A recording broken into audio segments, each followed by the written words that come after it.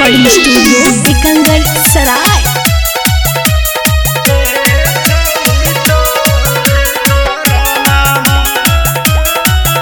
Presented by जिसका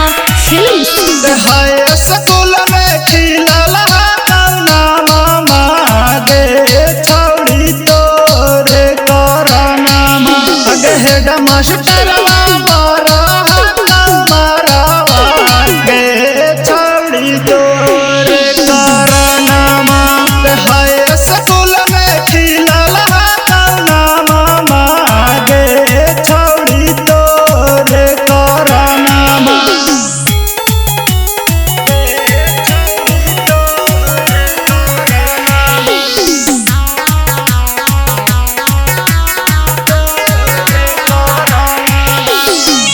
जहिया से भैया तोर कैल कहे के सगे हद सलह मनमा हमर लगना के सगे।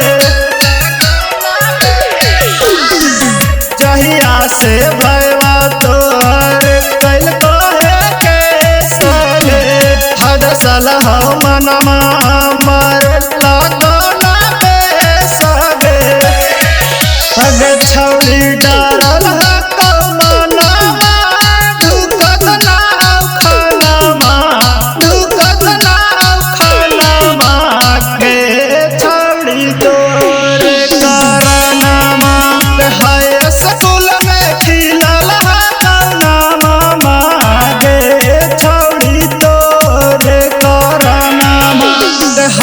स्कूल में खिलल नामा गे छौड़ी तोरे करानामा।